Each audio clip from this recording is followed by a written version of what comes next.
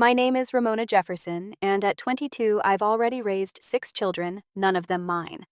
When Mom announced her 7th pregnancy while I was setting the dinner table for my siblings, something inside me finally snapped.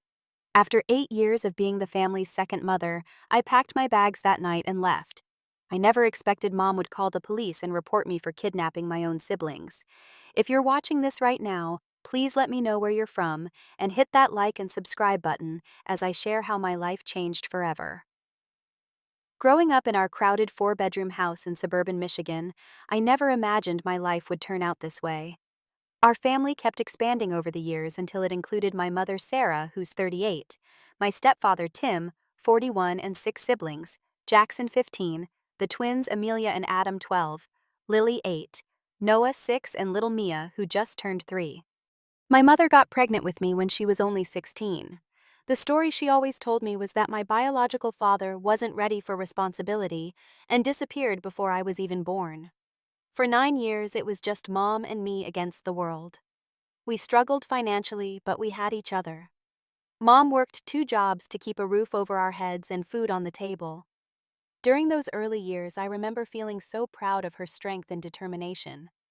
Everything changed when Mom met Tim at the diner where she worked. I was 9 years old then, and at first I was excited about having a father figure in my life. Tim seemed nice enough buying me ice cream and taking us to the movies. Within 6 months, they were married, and our family of 2 became 3. The honeymoon phase didn't last long. Mom got pregnant with Jackson almost immediately.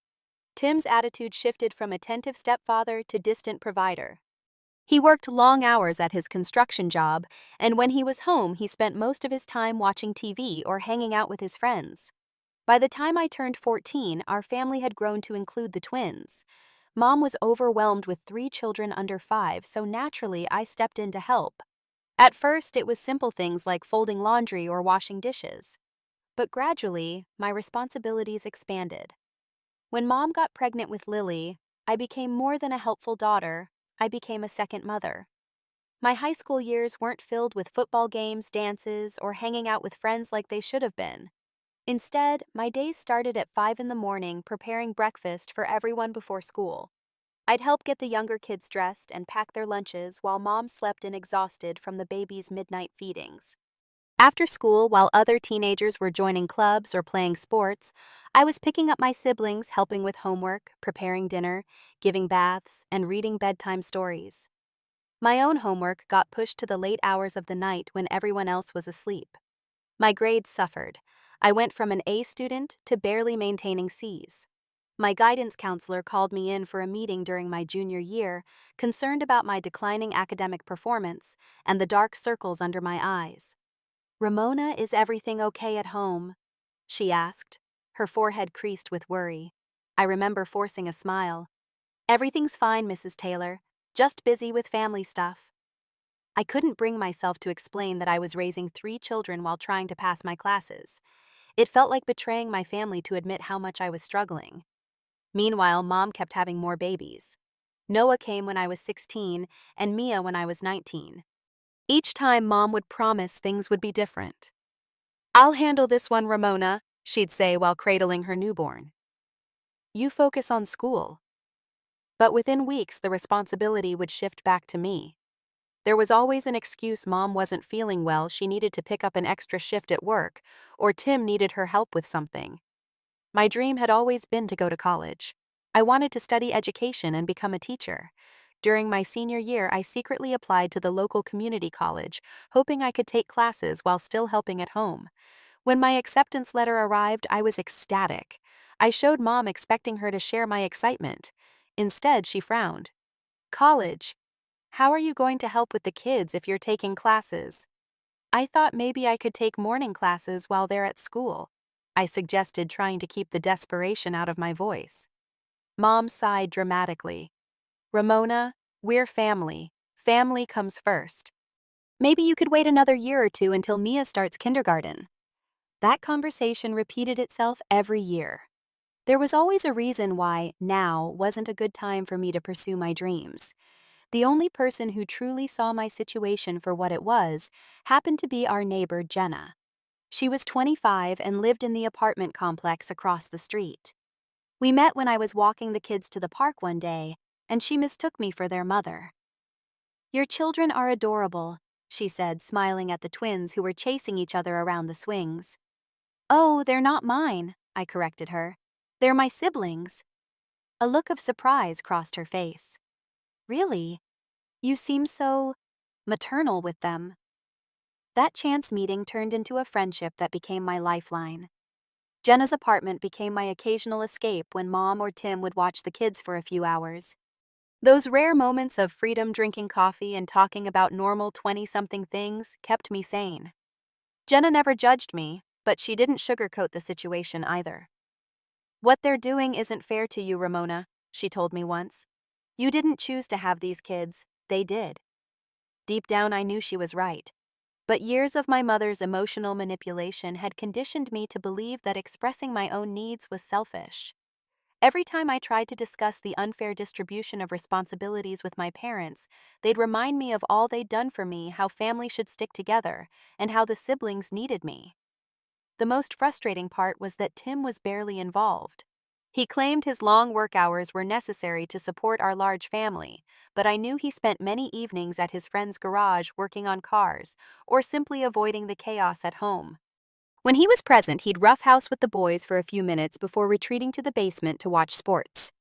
The burden of childcare, cooking, cleaning, homework, help, and emotional support fell on Mom and me, but mostly me, as Mom seemed perpetually exhausted or busy with the youngest child. By my 22nd birthday, I had essentially put my life on hold for 8 years. I had no college degree, no career prospects, no serious romantic relationships, and very few friends. My existence revolved around my siblings' needs, schedules, and milestones. I loved them fiercely, but a small voice inside me was getting louder, asking when it would be my turn to live. I never imagined that voice would finally scream loud enough for me to hear it during an ordinary Tuesday dinner in April. It was a typical chaotic evening at our house. I was setting the table while simultaneously helping Lily with her spelling homework and keeping an eye on Mia, who was determined to climb onto the counter to reach the cookie jar. "Mia, sweetie, no cookies before dinner," I called out, rushing to scoop her up before she could fall. She squirmed in my arms, her face scrunching up in preparation for a tantrum. "But I want cookie now," she wailed. "I know, but we're having spaghetti in just a few minutes. You love spaghetti, remember?" I bounced her on my hip, using my free hand to lay out forks and napkins. Jackson walked in and immediately sensed the impending meltdown. "Hey, Mimi," he said, using his nickname for our youngest sister. "Want to see the cool robot I built for science class?" Mia's cries stopped instantly, her eyes widening with interest. I shot Jackson a grateful look as he took her from my arms. "You're a lifesaver," I whispered. He shrugged, but I could see the understanding in his eyes. At 15, Jackson was old enough to recognize the role I played in our family. He helped when he could, but I never wanted to burden him with the same responsibilities that had been thrust upon me. The twins burst into the kitchen next, arguing about something that had happened at school. Adam was insisting that his science project was better than the one Tommy Wilson had presented, while Amelia rolled her eyes dramatically. "Nobody cares about your stupid volcano," she said. "It's been done 1,000,000 times." "It wasn't just any volcano," Adam protested. "It had a chemical reaction that created real smoke." "Enough, you two," I intervened. "Adam, your volcano sounds awesome. Amelia, please be supportive of your brother's work. Now wash your hands for dinner." They grumbled but complied, their argument temporarily forgotten. Noah slipped in quietly, as he often did. At 6, he was the most introverted of my siblings, preferring books and puzzles to the rough-and-tumble play the others enjoyed. "Need any help, Mona?" he asked, using his special nickname for me. My heart melted a little. "Thanks, buddy. Could you fill the water glasses?" He nodded seriously, taking his task with the utmost importance. By the time Mom and Tim arrived in the kitchen, I had dinner on the table, all the kids seated, hands washed, and the initial squabbles settled. Mom looked unusually excited, practically bouncing on her toes as she took her seat. "Everyone, your father and I have some exciting news to share," she announced, beaming. I froze in the act of serving spaghetti onto Lily's plate. Something in her tone sent warning signals through my body. Tim cleared his throat, looking less enthusiastic than Mom, but trying to smile. "Your mother is pregnant." You're going to have another little brother or sister in about 7 months. The spaghetti spoon slipped from my hand, clattering loudly against the plate. The room spun slightly as I gripped the edge of the table. That's wonderful, I managed to say, though my voice sounded distant to my own ears. The kids had mixed reactions. The twins seemed indifferent. They'd been through this announcement several times before. Lily and Noah looked confused but cautiously excited. Mia, too young to fully understand, simply mimicked everyone else's reactions. Only Jackson met my eyes across the table, his expression mirroring the panic I felt. As the initial excitement settled, questions erupted from the kids. Would it be a boy or girl? Where would the baby sleep? Could they help pick names? While Mom happily fielded these questions, I moved mechanically through the rest of dinner, my mind racing. Another baby. 7 months from now, there would be 7 children in this house. 7 children needing attention, care, food, clothing, help with homework, bedtime stories, doctor appointments, and everything else that came with raising a family.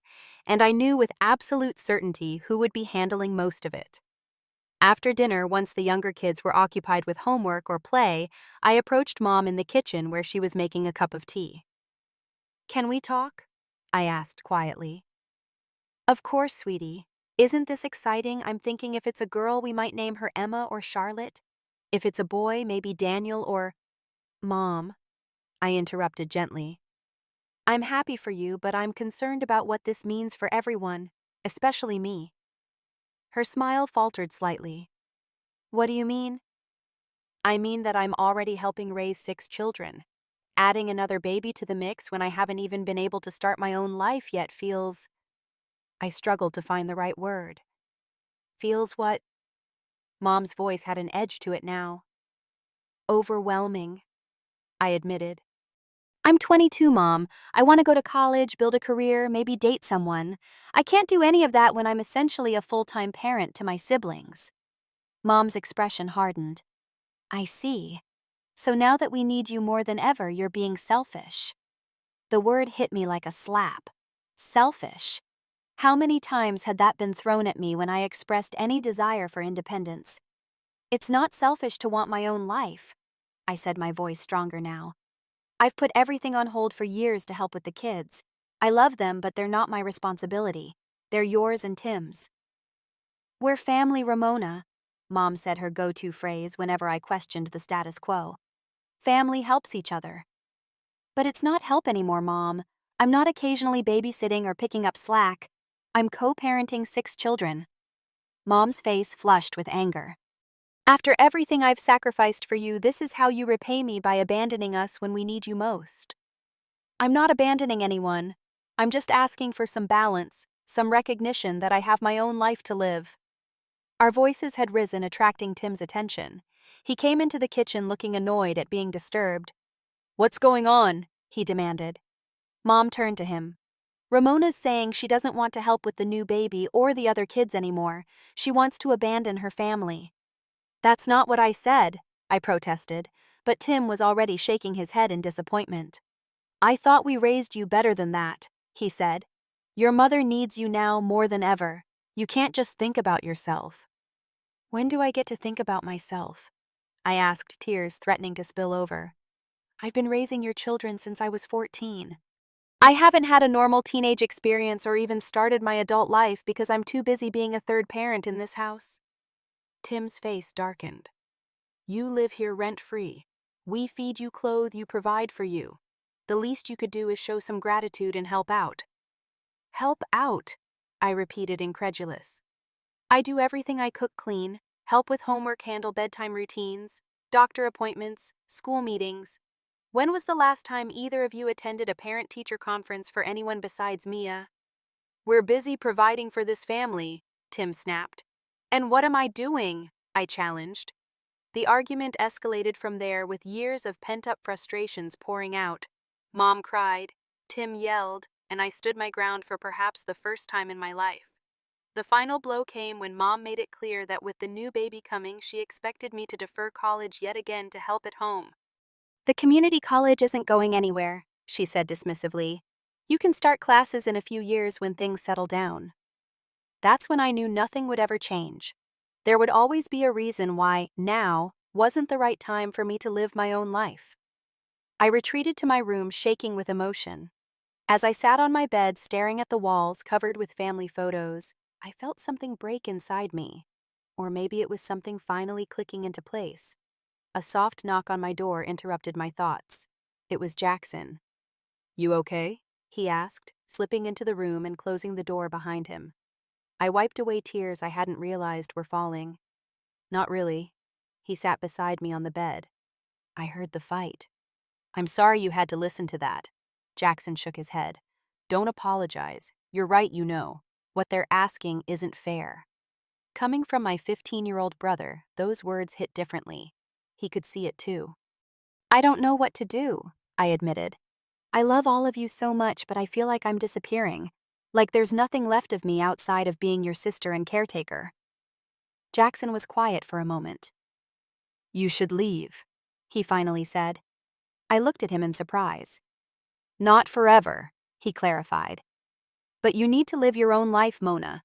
Go to college, get your own place. Show them you're serious."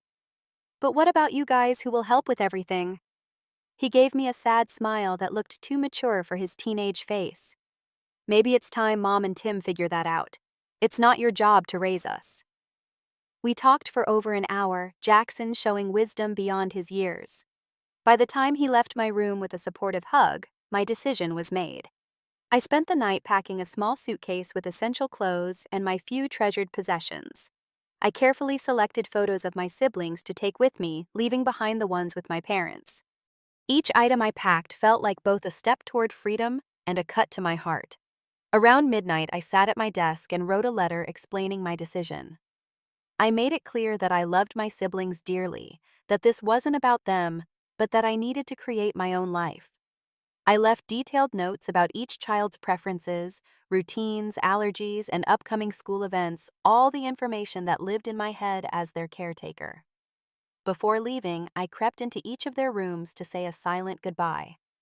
Watching their peaceful sleeping faces nearly broke my resolve, but I reminded myself that sometimes the most loving thing you can do is set an example of healthy boundaries and self-respect. As I placed my letter on the kitchen table and quietly closed the front door behind me, I felt terrified and liberated all at once. The cool night air hit my face as I walked to my old Honda Civic parked on the street. My hands trembled as I started the engine. Driving away from the only home I'd known, I experienced a storm of emotions. Gut-wrenching guilt for leaving my siblings, relief at escaping the endless cycle of parentification, fear about my uncertain future, and beneath it all, a tentative flicker of hope that perhaps finally my life could truly begin. The 20-minute drive to Jenna's apartment was the longest of my life. Every stoplight became an opportunity to turn around to go back to the familiar prison of family obligation. But something stronger kept my foot on the gas pedal, propelling me toward an unknown future. It was nearly 1 in the morning when I knocked softly on Jenna's door. I hadn't called ahead, partly because I feared I'd lose my nerve and partly because I wasn't entirely sure I'd go through with it until I was actually driving away. After a minute of increasingly panicked knocking, the door swung open to reveal a sleepy-eyed Jenna in pajamas. "Ramona." She blinked in confusion, then noticed my suitcase. Her eyes widened. "Oh my God, you did it!" I burst into tears. Jenna pulled me into her apartment and into a tight hug. "It's okay," she whispered as I sobbed against her shoulder. "You're okay. You did the right thing." Once my tears subsided, Jenna made us both tea, and I explained what had happened: the pregnancy announcement, the argument, Jackson's encouragement, my midnight escape. "You can stay here as long as you need," she said without hesitation. "The couch pulls out into a decent bed." "Are you sure I don't want to impose?" Jenna gave me a look. "After everything you've told me about your family situation, you're worried about imposing on me." "You're welcome here, Ramona. Period." That first night on Jenna's pull-out couch, I barely slept. Every creak in the apartment building made me jump, as if my parents might appear at any moment to drag me back home. When I finally drifted off near dawn, my dreams were filled with images of crying children reaching for me. I woke to sunlight streaming through unfamiliar windows and the scent of coffee brewing.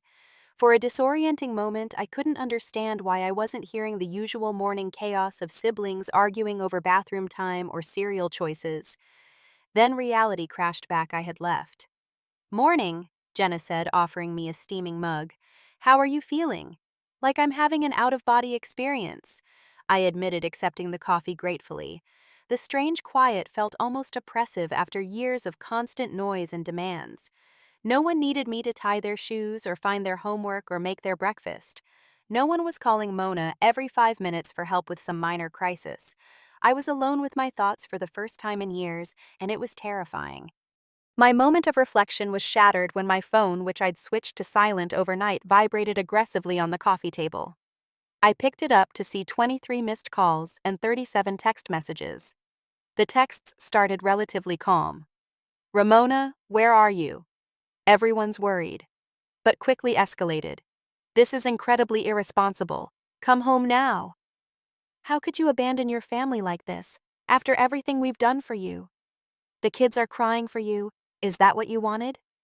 The final message from my mother sent a chill through me.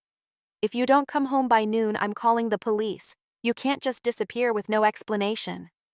"I left a letter," I said aloud, my voice shaking. "What?" Jenna asked. "I left them a detailed letter explaining everything. Mom's acting like I vanished without a word." I tried calling home, but no one answered. I left a voicemail reminding them about the letter and assuring them I was safe. Just as I was considering my next move, a text came through from Jackson. "Mom's on the warpath. She's telling everyone you took off without saying goodbye. She's threatening to call the cops and say you kidnapped Mia and Noah. Are you okay? Where are you?" My blood ran cold. Kidnapping. I couldn't believe my mother would go that far. "She's bluffing," Jenna said when I showed her the text. "You're an adult. You left a letter. She's just trying to scare you into coming back." I wanted to believe her, but I knew my mother's capacity for manipulation. I quickly texted Jackson back, telling him I was safe at a friend's and that I definitely hadn't taken any of the children with me. "This is crazy," I said, pacing Jenna's small living room. "She knows I didn't kidnap anyone." "Of course she does," Jenna agreed. "She's just pulling out all the stops to get you to come back. Classic manipulation." My chest tightened, making it hard to breathe. The room started to spin slightly. I recognized the signs of an oncoming panic attack. I'd had them before during particularly stressful periods at home, usually hiding in the bathroom so the kids wouldn't see. "Ramona, sit down." Jenna's voice seemed to come from far away. "Put your head between your knees. That's it. Deep breaths." I focused on her voice, on the feeling of her hand rubbing circles on my back. Gradually, the room stopped spinning and I could breathe again. "I'm sorry," I whispered. "Don't apologize. This is a normal reaction to an insane situation." We were just discussing whether I should go to the police myself to preemptively explain the situation when a sharp knock on the door made us both jump. Jenna peered through the peephole and turned to me, her face pale. "It's the police." My heart dropped to my stomach. She had actually done it. Jenna squeezed my hand. "Tell the truth. You've done nothing wrong." She opened the door to reveal two officers, a tall, stern-looking man and a younger woman with a kinder face. "We're looking for Ramona Jefferson," the male officer said. I stepped forward on shaky legs. "That's me." "Ms. Jefferson, we've received a report that you may have left home with your minor siblings Noah and Mia Jefferson. Are they here with you?" "No," I exclaimed. "I came alone. I would never take them. They're at home with my parents." The officers exchanged a glance. "Mind if we come in?" the female officer asked. Jenna gestured them inside. The male officer remained standing while his partner took a seat across from me. "Your mother is very concerned," she said. "She says you disappeared in the night without any explanation, and she feared you might have taken the younger children." "That's not true," I said, trying to keep my voice steady. "I left a detailed letter explaining that I needed to move out and live my own life. I'm 22 years old. I've been helping raise my siblings since I was 14, and with another baby on the way, I just couldn't do it anymore." "Another baby?" the female officer asked. "My mother announced she's pregnant with her 7th child. I've essentially been a co-parent to all my siblings. I love them, but I need to have my own life." I explained the entire situation, the years of parentification, the arguments, Jackson's encouragement, and my careful planning to leave without traumatizing the children. The letter should be on the kitchen table, I finished, unless they threw it away. The officer's demeanor had subtly shifted during my explanation. The male officer's posture relaxed slightly, while his partner's expression softened with what looked like understanding. "You're over 18, correct?" the male officer asked. I nodded. "And you didn't take any of your siblings with you?" "Absolutely not. I would never do that." "Do you have a copy of the letter you left?" the female officer asked. "I took a photo of it with my phone before I left." I said, relieved that I'd had the foresight to do so. I pulled up the image and handed her my phone. She read it carefully, then passed it to her partner. He scanned it and handed the phone back to me with a nod. "Ms. Jefferson," the female officer said gently, "you haven't committed any crime. You're an adult who chose to move out of your family home. That's your right." Relief flooded through me. "So I'm not in trouble?" "No," the male officer confirmed. "Though I would suggest maintaining contact with your family to some degree just to prevent further misunderstandings." The way he said misunderstandings made it clear he understood exactly what my mother had tried to do. As the officers prepared to leave, the female officer lingered behind her partner. "My mother did the same thing to my older sister," she said quietly. "Used us younger kids as emotional leverage. It takes courage to break that cycle." She slipped me her card. "Call if you need anything." Just as the police were leaving, another commotion erupted in the hallway. My mother's voice rang out high and frantic. "Is she in there? Did you find my children?" The officer stepped outside, partially blocking the doorway. "Mrs. Jefferson, your daughter Ramona is here, but there are no minor children with her. She took them. She must have hidden them somewhere." "Ma'am, we've verified that isn't the case," the male officer said firmly. "Your daughter is an adult who has chosen to move out. That's not a police matter." Mom pushed past them to see me standing in Jenna's living room. Her eyes were red and puffy, her hair uncombed, a stark contrast to her usually put-together appearance. "How could you?" she demanded, her voice breaking. "How could you abandon your family without a word? I left a letter. I said, finding strength in the officer's confirmation that I'd done nothing wrong. I explained everything." "A letter? You think a letter makes up for walking out on your responsibilities?" The female officer stepped between us. "Mrs. Jefferson, this is not the time or place for this discussion. Your daughter is safe, your other children are at home, and there's no criminal issue here." Mom's eyes darted between me and the officers.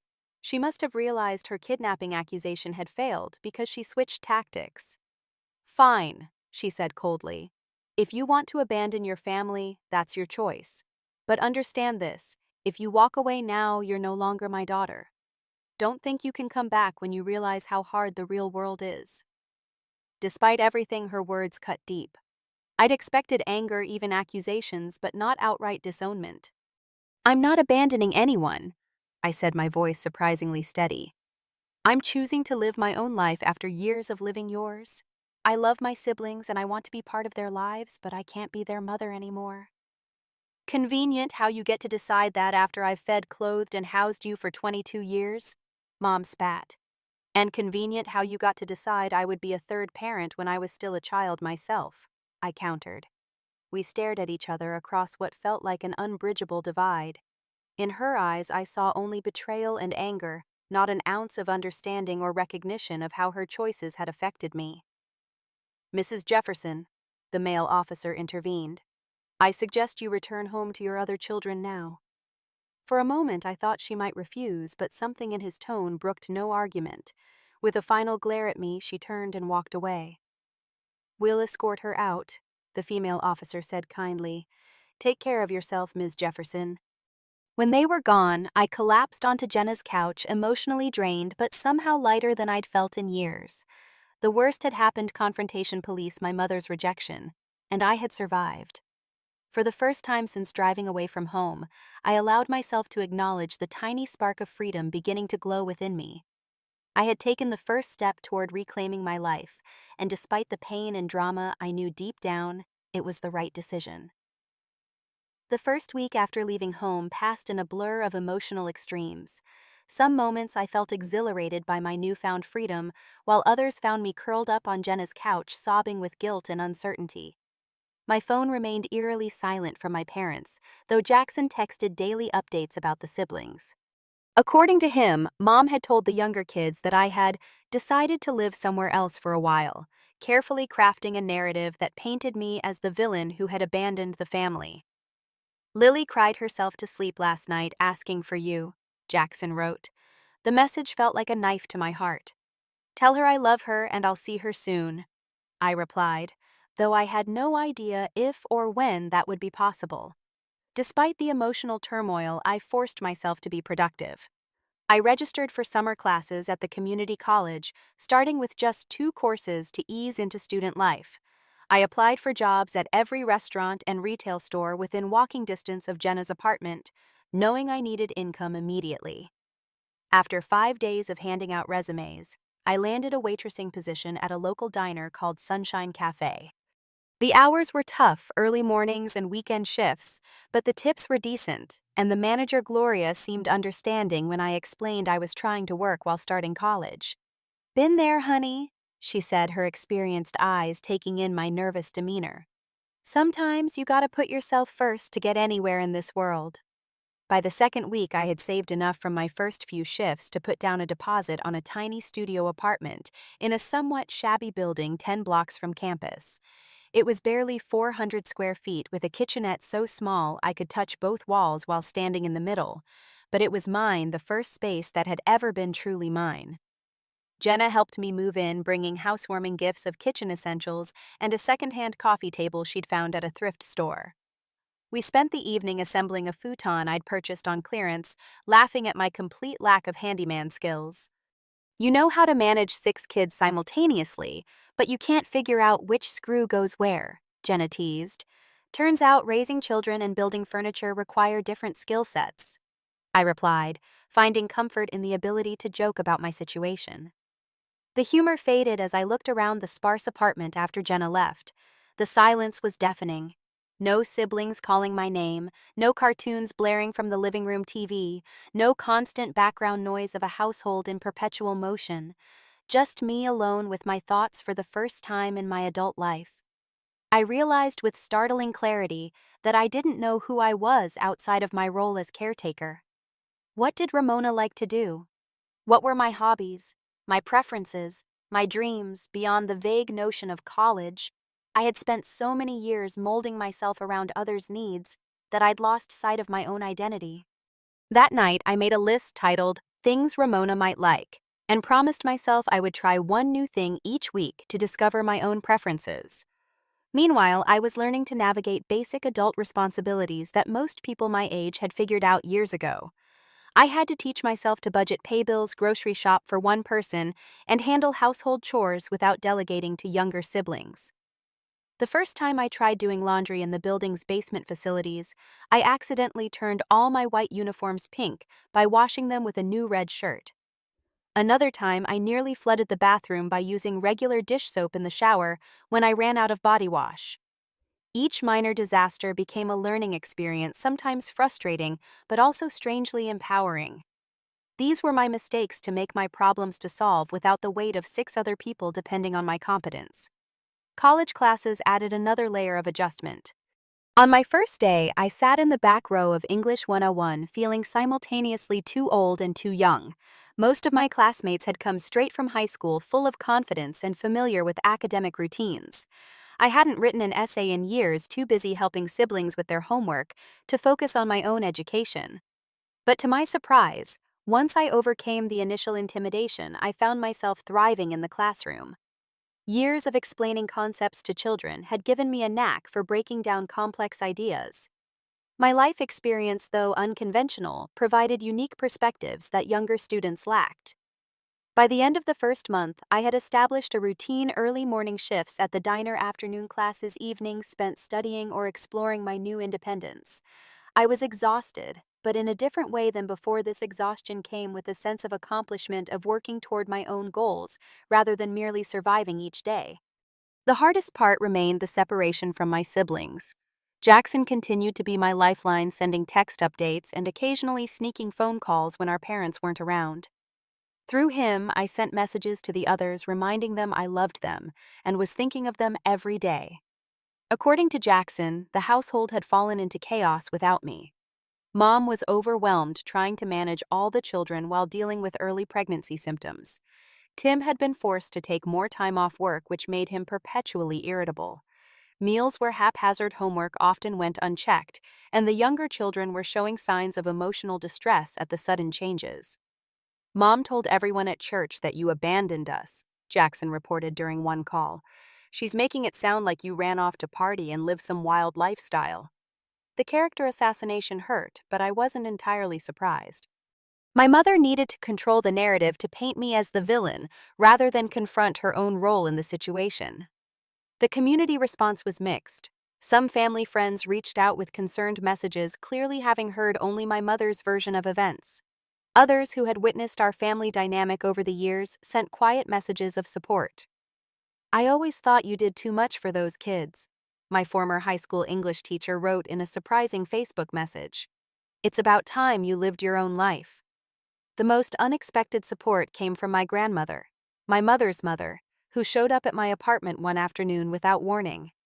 At 74, Grandma Ruth was still sharp as a tack and took no nonsense from anyone, including her daughter. "Your mother thinks I'm at my bridge club," she announced as I stood shocked in my doorway. "Are you going to invite me in, or shall we have this conversation in the hallway?" Once inside, she surveyed my tiny apartment with approving eyes. "It's small, but it's clean, and it's yours. That counts for a lot." We sat at my little table drinking tea from mismatched mugs while I nervously waited for judgment or a lecture about family loyalty. Instead, Grandma Ruth reached across and patted my hand. "I'm proud of you, Ramona." Tears sprang to my eyes. "You are. Your mother did the same thing to you that she accused her father of doing to her parentifying a child. The difference is, your grandfather had no choice as a widower with 3 children. Your mother had choices, and she made selfish ones." It was the first time anyone from my family had so plainly acknowledged the reality of my situation. "She's telling everyone I abandoned my family," I said quietly. Grandma snorted. "And I'm setting them straight whenever I can. You didn't abandon anyone. You simply stopped being the third parent in a home where you should have been allowed to be a child yourself." Her validation meant more than I could express. Before leaving, she pressed an envelope into my hand containing $500 and a key. "The money is to help with expenses. The key is to my condo. I'm in Florida half the year anyway. If you ever need a quiet place to study or just be alone, use it." That conversation became a turning point in my emotional healing. If my own grandmother could understand and support my decision, perhaps I wasn't the terrible person my mother made me out to be. As October approached, marking 3 months since I'd left home, I realized I hadn't cried in over a week. The guilt still appeared in quieter moments, but it no longer overwhelmed me. I was building a life, my own life, one small decision at a time. I had made friends at school and work who knew nothing of my past as a surrogate parent. To them, I was just Ramona, the hardworking waitress who brought extra cookies for study groups, the student who asked thoughtful questions in class, the girl who was gradually discovering a passion for psychology and human development. For the first time in my memory, I wasn't defined by my relationship to my siblings or my role in the family. I was simply myself with all the beautiful uncertainty that entailed. The journey wasn't linear. There were days I questioned my decision, nights I cried myself to sleep missing the chaos and love of my family. But beneath the pain of separation was a growing certainty that I had made the right choice, not just for me, but ultimately for my siblings too, who deserved to be raised by parents who took full responsibility for the children they had chosen to bring into the world. What I didn't expect was how dramatically circumstances would force that realization upon all of us. The emergency call came on a Tuesday afternoon in late October, just as I was leaving campus after my developmental psychology class. Jackson's name flashed on my phone screen, unusual since he typically texted during school hours to avoid being caught by teachers. "Jackson, what's wrong?" I answered, immediately sensing something was off. Mona, everything's falling apart here, he said, his voice tight with stress. Mom's completely overwhelmed with the pregnancy. She's sick all the time. The house is a disaster. No one has clean clothes. Lily got sent home yesterday because she had head lice, and Noah's teacher called because he hasn't turned in homework for 2 weeks. My heart sank. Where's Tim in all this? Working overtime supposedly. He's barely home, and when he is, he just yells about the mess. Mom cries all the time. Jackson's voice dropped to a whisper. Mia asked me yesterday if you left because you don't love us anymore. Tears pricked my eyes. You know that's not true. I know, but the little ones don't understand. They just know you were here and then you weren't. He paused. Can you come? Just to visit Mom, and Tim are going to some appointment this afternoon and won't be back until dinner. Please, Mona. Just for an hour or two. Every protective instinct in me flared to life. Text me when they leave. I'll be there. 2 hours later, I parked a block away from my childhood home, heart pounding with anxiety. What if my parents came home early? What if the neighbors saw me and reported back to Mom? But concern for my siblings outweighed these fears. Jackson met me at the door, relief washing over his face. The moment I stepped inside, I was tackled by multiple small bodies. Mona, Lily cried, wrapping her arms around my waist. You came back. Mia clung to my leg, her little face turned up with a mixture of joy and confusion. Where you been? The twins approached more cautiously, caught in that preteen phase of wanting to seem cool while clearly fighting back emotion. Noah stood slightly apart, his expression guarded hurt evident in his eyes. I've missed you all so much, I said, fighting back tears as I knelt to embrace them properly. The house's condition confirmed Jackson's assessment. Dishes were piled in the sink, laundry overflowed from baskets, and the usual organization system I'd maintained for years had completely collapsed. School books and papers were scattered across the dining table, some bearing past due dates and poor grades. I tried to keep up with everything, Jackson said, looking embarrassed by the state of their home. But I have my own homework, and Mom keeps saying she'll get to it, but then she doesn't. You shouldn't have to manage all this, I assured him. You're 15. Your job is to be a student and a teenager, not a house manager. For the next few hours, I slipped back into my familiar role, but with a difference: I wasn't doing it out of obligation or fear, but from love and choice. I helped the kids with overdue homework, started loads of laundry, and prepared a simple casserole they could heat for dinner. I taught Jackson a few basic cooking techniques and showed the twins how to operate the washing machine. I'm not here to fix everything, I explained. I'm helping you learn how to manage some things yourselves appropriate to your ages. While the younger ones played in the backyard getting much-needed fresh air, I did a quick check of the refrigerator and pantry. Both were alarmingly empty, with mainly processed snacks and few fresh foods. I made a mental note to send Jackson money for groceries. The most heartbreaking part was the one-on-one conversations with each sibling. Lily showed me her school folder full of incomplete assignments, her usual confidence replaced by confusion. Teacher says I'm falling behind, she confided. Mom keeps forgetting to sign my reading log.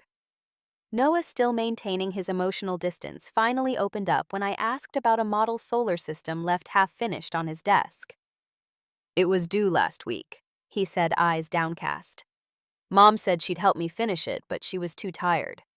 Even the twins, usually self-sufficient, admitted they'd been wearing the same clothes multiple days because no one had done laundry.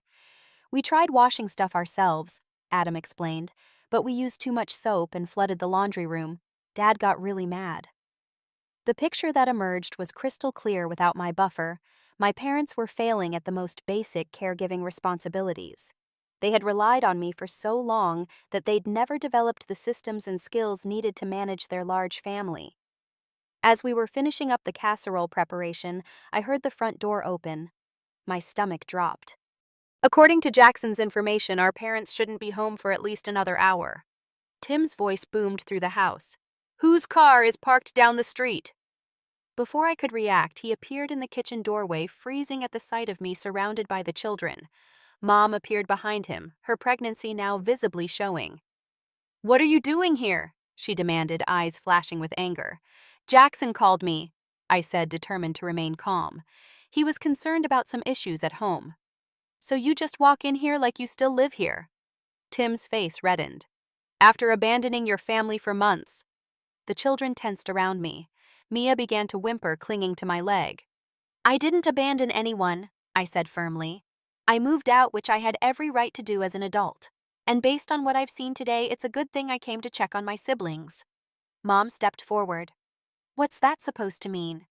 It means there's no food in this house. It means Lily has head lice that hasn't been properly treated. It means Noah's failing school because no one helps with his homework. It means your children are wearing dirty clothes because no one's doing laundry. How dare you judge us? Mom hissed. You have no idea what I'm dealing with. Actually, I do, I countered. I dealt with it for 8 years. The difference is, these are your children, not mine. You chose to have them. Tim's face had shifted from anger to something more complex, a mixture of shame and exhaustion that I'd never seen from him before. We're doing our best, he said, but his voice lacked conviction. Are you? I challenged. Because from where I'm standing, it looks like you both expected me to keep managing everything indefinitely, and now that I'm gone, you're realizing what parenthood actually entails. That's not fair, Mom protested, but tears had filled her eyes. What's not fair is parentifying your child, I said, using the term I'd recently learned in my psychology class. What's not fair is having 7 children you can't properly care for.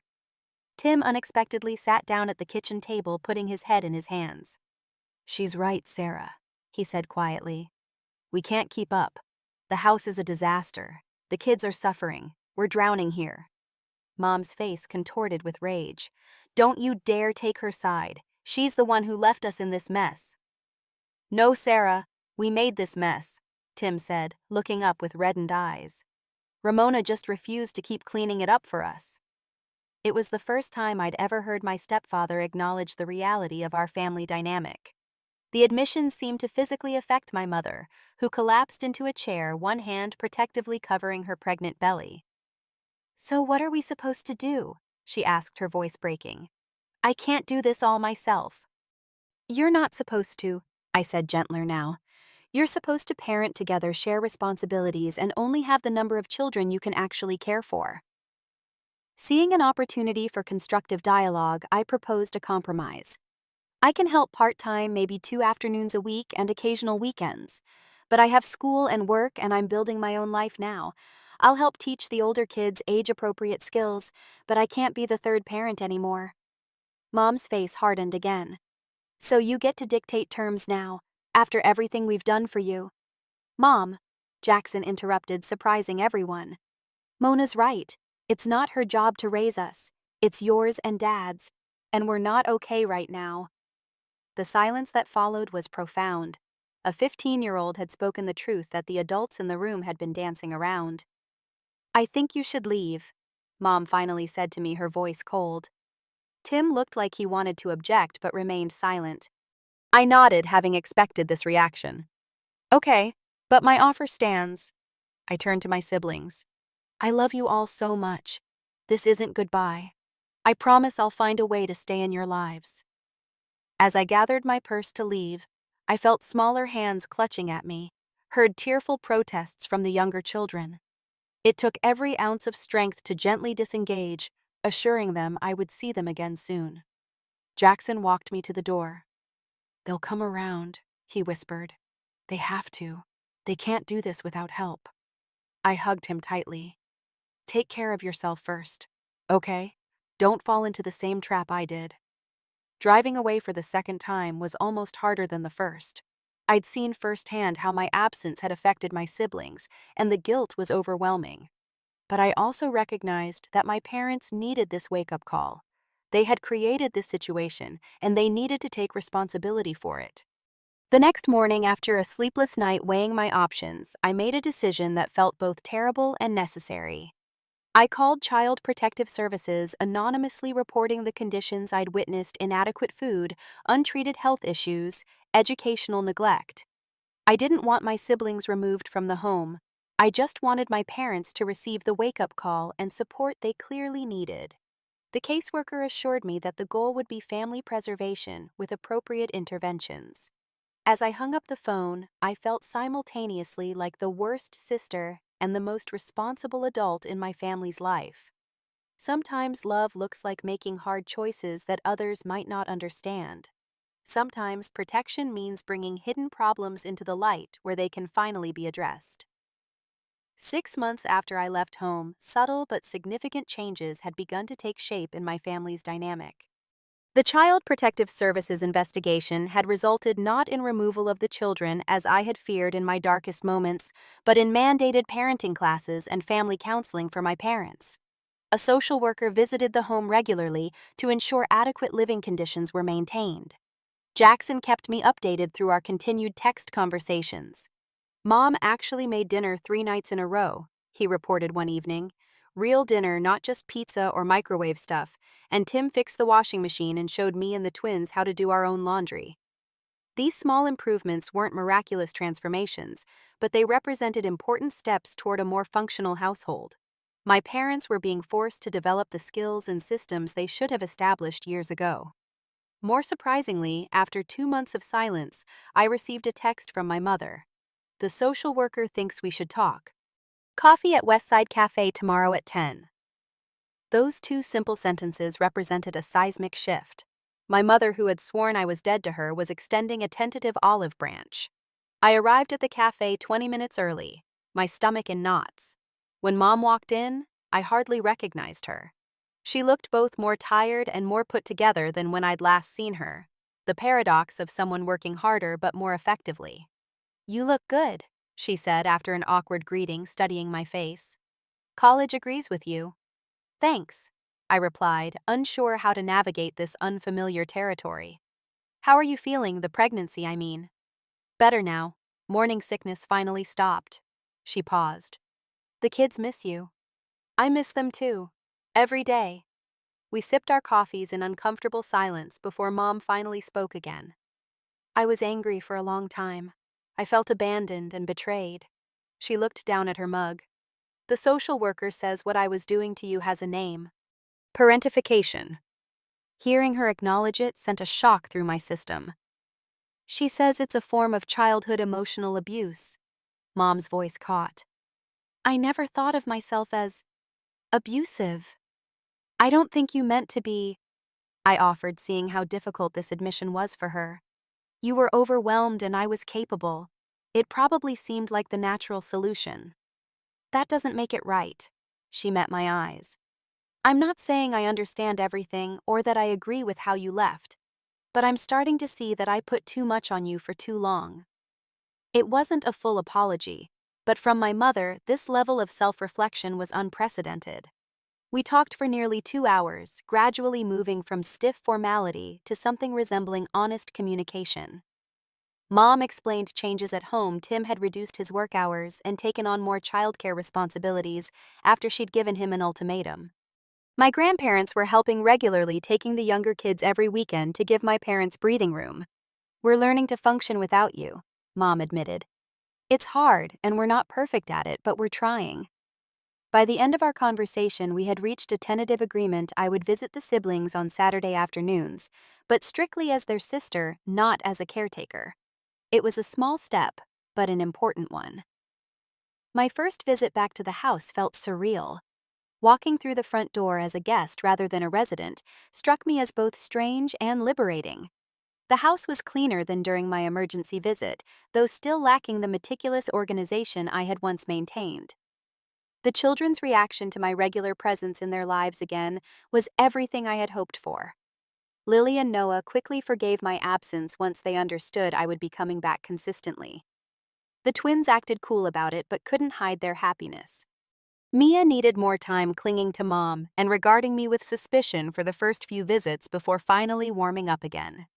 Jackson flourished in his new role as oldest sibling at home, developing leadership skills without bearing the inappropriate burden of parental responsibility that I had carried. Gradually, my relationship with each sibling evolved into something healthier. Instead of helping Lily with homework, we read books together for fun. Rather than managing Noah's daily routine, I became his chess partner and confidant. The twins and I developed a Saturday ritual of baking something together, focusing on the enjoyment rather than the necessity of providing food for the family. With Mia, who had been most confused by my departure, I focused on rebuilding trust through play and consistency. Each week when I arrived, she became more excited to see me eventually returning to her habit of calling me Mona with the same affection as before. My relationship with my parents developed more slowly. Tim surprisingly adjusted faster than Mom. During one visit, he awkwardly thanked me for forcing us to step up, acknowledging that he had abdicated much of his parental responsibility over the years. "I got comfortable letting you and your mother handle everything with the kids," he admitted. "It wasn't fair to either of you." My mother's journey was more complicated. She attended her mandated therapy sessions and parenting classes, but old habits of manipulation and guilt tripping emerged when she felt threatened or overwhelmed. During family therapy sessions, which I occasionally joined, she struggled to fully acknowledge how her choices had affected me. "I was a single mother for years," she would say defensively. "I did what I had to do to survive." "That was then," the therapist would gently redirect. "We're talking about choices made after you remarried when Ramona was still a child herself." These conversations were painful but necessary, bringing to light generational patterns that had shaped our family. Through therapy, Mom revealed that she had essentially raised her younger siblings after my grandmother was widowed young, creating a blueprint for the role she later assigned to me. "I thought it was normal," she confessed during one particularly emotional session. "It was just what oldest daughters did in our family." As the weeks passed, our fragile new family system was tested by the approaching birth of the seventh child. When Mom went into labor in early April, I received a call from Tim asking if I would stay with the younger children while he took her to the hospital. I agreed, but with clear boundaries. "I'll make sure everyone's fed and gets to bed on time, but I'm not moving back in or taking over. You and Mom need to have a plan for managing after the baby comes home." The birth of my new sister, Emma Grace, brought a flood of conflicting emotions. She was beautiful and innocent, a tiny person who deserved all the love and care in the world. But she also represented the pattern that had caused so much pain in our family, having children without adequate resources to care for them properly. When I visited the hospital holding Emma for the first time, Mom watched me with apprehension. "She's perfect," I said, smiling at the newborn. "Congratulations." "Thank you for coming," Mom said. "And thank you for helping with the kids yesterday." "That's what sisters do," I said pointedly. "Help when needed, but not take over." Mom nodded, understanding my meaning. "We've hired a part-time mother's helper for the first few months," she informed me. 3 afternoons a week. Tim's mother is coming to stay for 3 weeks too. This practical planning, so different from the haphazard approach that had followed previous births, signaled real change. They were finding appropriate adult solutions rather than defaulting to parentifying the oldest child. The months following Emma's birth brought continued healing and adjustment for our entire family. My parents, while still overwhelmed at times, maintained the systems and supports they had put in place. The older children took on age-appropriate responsibilities, creating a more balanced household. My own life continued to evolve as well. I completed my first year of college with excellent grades, earning a partial scholarship for the following year. My studio apartment, once so sparse and temporary feeling, had become a true home decorated with photos, books, and small treasures that reflected my emerging identity. I had even begun dating someone, Michael, a kind and thoughtful guy I'd met in my psychology study group. Our relationship developed slowly, both of us navigating the vulnerability of first love with careful respect for each other's boundaries and dreams. The contrast between my life before leaving home and my life 1 year later was stark. I had gone from existing solely to meet others' needs to building a rich, multifaceted life of my own. I had discovered passions, strengths, and aspects of my personality that had been submerged beneath years of premature responsibility. During a family gathering to celebrate Emma's baptism, I found myself observing the scene with new clarity. My siblings played in the backyard, their laughter carrying through the open windows. My parents moved around the kitchen, working together to prepare food for the guests. My grandmother caught my eye from across the room and gave me a subtle thumbs up. We were not a perfect family. The damage of years couldn't be undone in months. My mother still occasionally slipped into old patterns of emotional manipulation. My father still sometimes retreated into passivity when conflicts arose. But they were trying. really trying to create a healthier environment for all their children. Later that evening, Mom found me alone on the back porch watching the sunset. "I've been thinking a lot about what the therapist said about breaking generational patterns," she said, sitting beside me. "About how it takes one person to say no more and choose a different path." I nodded, waiting. "I think that person in our family is you, Ramona," she continued. "You had the courage to break the cycle that I couldn't. And as much as it hurt at the time, you probably saved Lily and the others from the same fate." Tears pricked my eyes at this unexpected acknowledgement. "I'm not saying I did everything wrong or that you did everything right," Mom added quickly. "But I am saying, I'm proud of you for standing up for yourself when I couldn't see what I was doing." It wasn't a perfect apology, but from my mother it was monumental. In that moment, I felt something shift inside me, a knot of resentment finally beginning to loosen. "Thank you for saying that," I said simply. We sat in companionable silence, watching the sky turn from orange to deep blue, two women who had hurt each other deeply, but were finding a way forward. Not as mother and surrogate parent, but as mother and adult daughter, each with our own lives connected by love, but not by inappropriate dependency. The journey of healing was far from complete, but sitting there in the gathering dusk, I felt something I hadn't experienced in years: genuine hope for our family's future and absolute certainty about my own. 1 year after walking away from my role as the family's second mother, I sat in my college advisor's office discussing my plans to transfer to a 4-year university to complete my degree in psychology. With my strong GPA and compelling personal essay about overcoming parentification, I had received acceptance letters from 3 schools, including one offering a substantial scholarship. "You've come an extraordinary distance in a short time, Ramona," my advisor said, reviewing my file. "From no college credits to a full transfer package in just over a year. That's exceptional." I smiled, acknowledging the compliment, but also recognizing the complex journey behind that achievement. Every step forward in my education had required not just academic work, but emotional labor, constantly reinforcing boundaries, managing guilt, and building an identity separate from the caregiving role that had defined me for so long. My personal life had blossomed alongside my academic success. I had moved from the tiny studio to a 2-bedroom apartment shared with Ashley, a fellow psychology student who had become a close friend.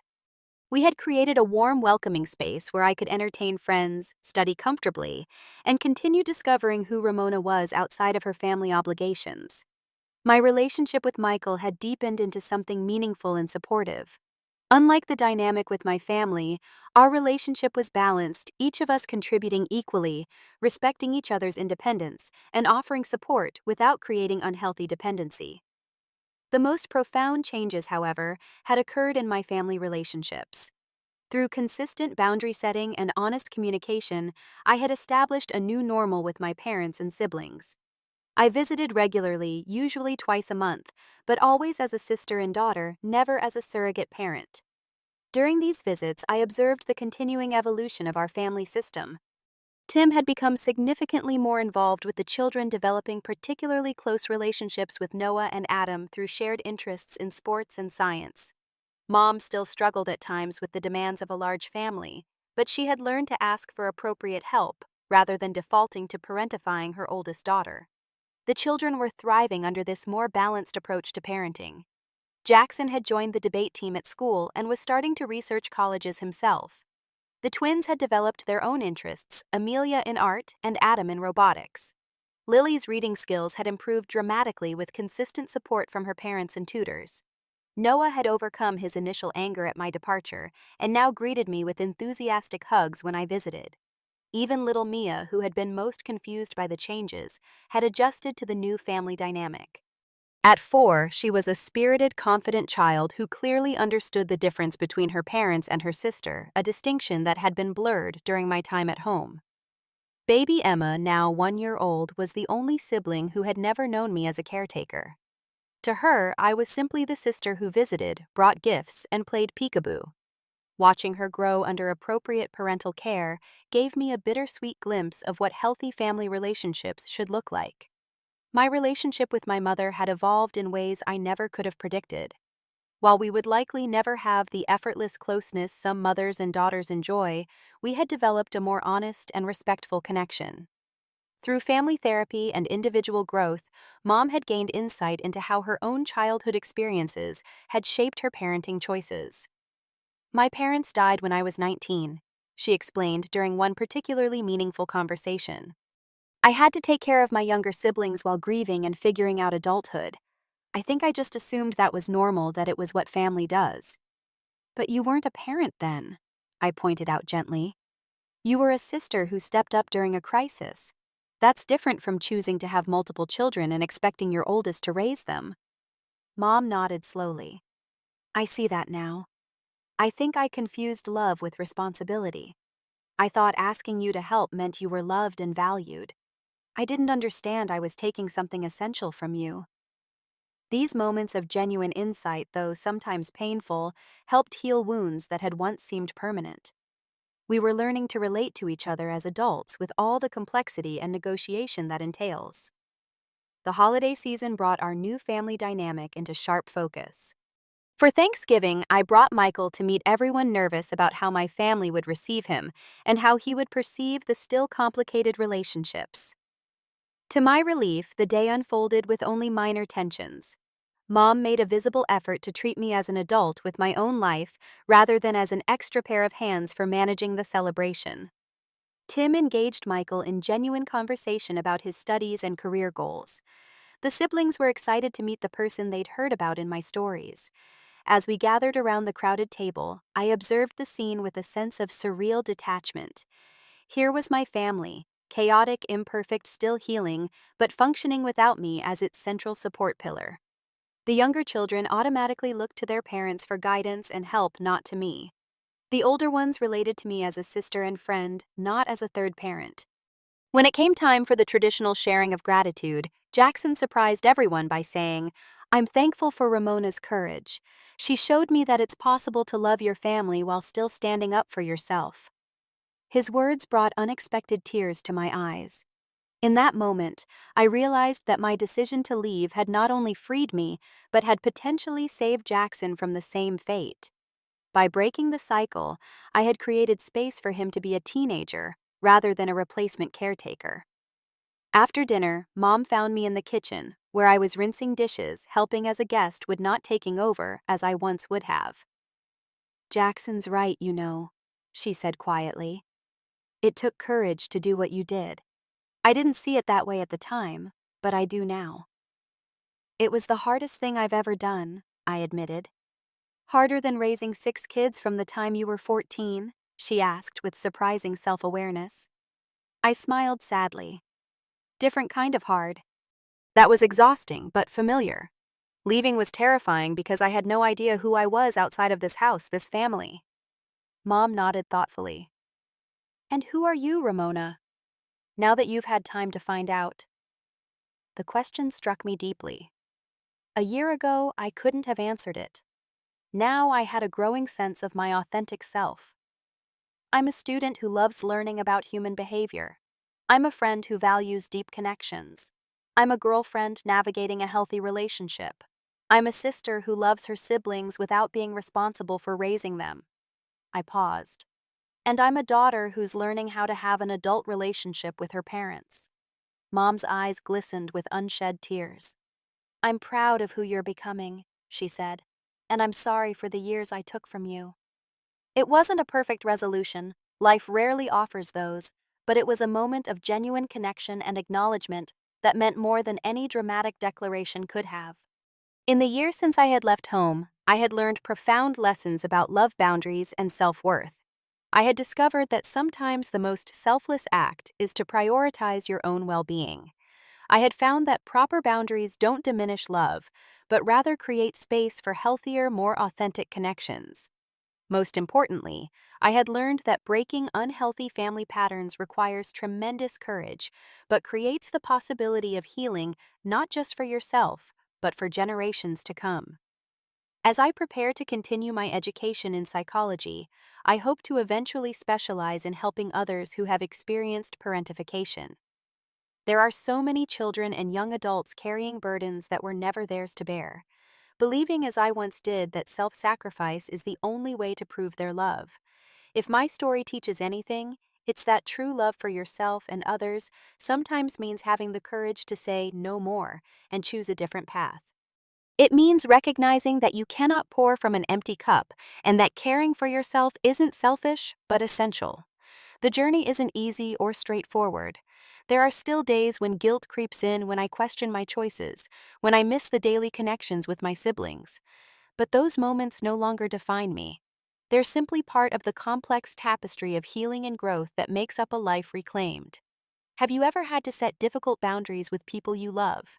What helped you find the courage to prioritize your own well-being? I'd love to hear your stories in the comments below. And if this resonated with you, please like, subscribe, and share with someone who might need to hear that it's okay to choose themselves sometimes. Thank you for listening to my journey, and remember, loving yourself isn't selfish. It's the foundation for loving others in a healthy way.